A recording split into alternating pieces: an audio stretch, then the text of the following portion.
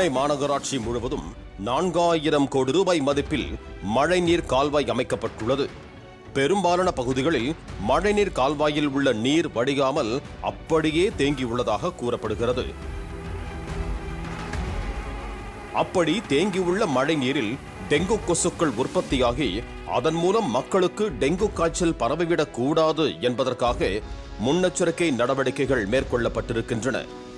மழைநீர் கால்வாய் துவாரங்கள் வழியாக கொசு மருந்து அடிப்பதை மட்டுமே வழக்கமாக செய்து வந்த ஊழியர்கள் இந்த முறை திருவொற்றியூரில் கவுன்சிலர்களின் வேண்டுகோளின்படி கூடுதலாக வடிகால் துவாரங்களிலும் கொசு வலைகளை பொருத்தும் பணிகளை மேற்கொண்டு வருவதாக அதிகாரிகள் தெரிவித்தனர்.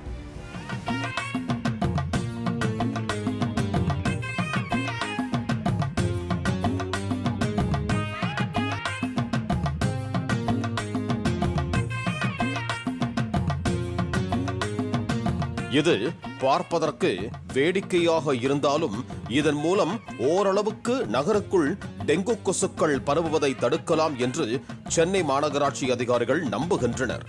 மருந்து அடித்தால் துவாரத்தின் வழியாக தப்பிக்கும் கொசுக்களை ஒழிக்க இந்த வலை வைத்து அடைக்கப்படுவதாகவும் தெரிவித்தனர். இப்போ புதுசாவும் எதுவும் பண்ணல, மாதிரி ரெக்வெஸ்ட் பண்ணதுனால பண்ணிருப்பாங்க, அவ்வளவுதான். யார் பீப்புள் அந்த ஏரியா மக்கள் ரிக்வெஸ்ட் பண்ணதா மேடம் அங்கெல்லாம்?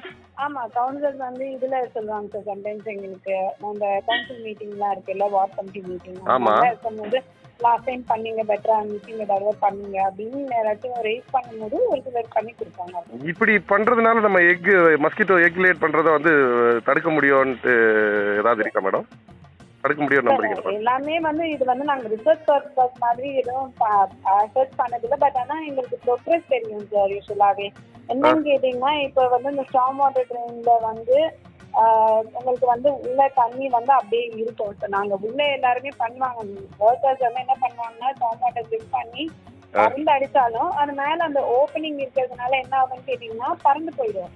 அந்த எக் இதுவானாலும் பறந்து போயிடும். இப்ப அதை க்ளோஸ் பண்ணிட்டோம்னு வச்சுக்கோங்களேன், உள்ளேயே வந்து மஸ்கிட்டோ ஆச்சுனாலும் சரி, அது வெளியில வர்றதுக்கான சான்சஸ் ரொம்ப கம்மி. இந்த கொசு வலை பொருத்துவதற்கு என்று தனியாக திட்டம் ஏதும் அறிவிக்கப்படவில்லை என்றும் 5 வருடங்களுக்கு முன்பாக வாங்கப்பட்டு பயன்படுத்தப்படாமல் இருந்த கொசு வலைகளை தற்போது பொருத்துவதாகவும் மாநகராட்சி பெண் அதிகாரி விளக்கம் அளித்தார். இது நம்ம ஒட்டுமொத்தமா எவ்வளவு அது தனியா வந்து நம்ம சோனுக்குள்ளாடி இத்தனை இடம் அப்படின்னு எல்லாம் ஃப்ரீஸ் பண்ணி எல்லாம் பண்ணலையா மேடம்? இல்லைங்க சார், இது வந்து ஏதாச்சும் ஒரு ஸ்பெசிஃபிக்கா இது பண்ணலாம். மற்றபடி ப்ராஜெக்ட் மாதிரிலாம் எதுவுமே கிடையாது.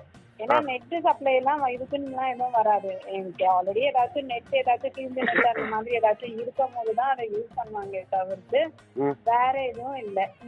இல்ல, இந்த மழைக்காலங்கள்ல நம்ம சென்ட்ரல் கவர்மெண்ட் ஸ்கீம்ல இருந்து வீடுகளுக்கு கொடுக்கறதுக்கு நெட் வருமே மேடம்?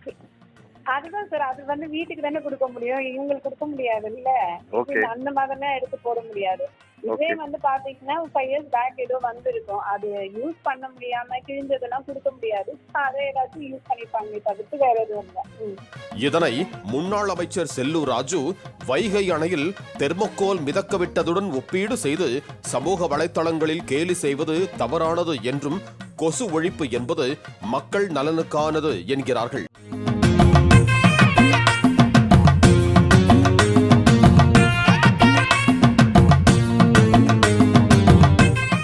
சாலை ஓரங்களில் இப்படி பொருத்தப்படும் வலையில் வாகன ஓட்டிகள் சிக்கி தவறி விழாமல் இருந்தாலே போதும் என்று சிலர் கருத்து தெரிவித்திருக்கிறார்கள்.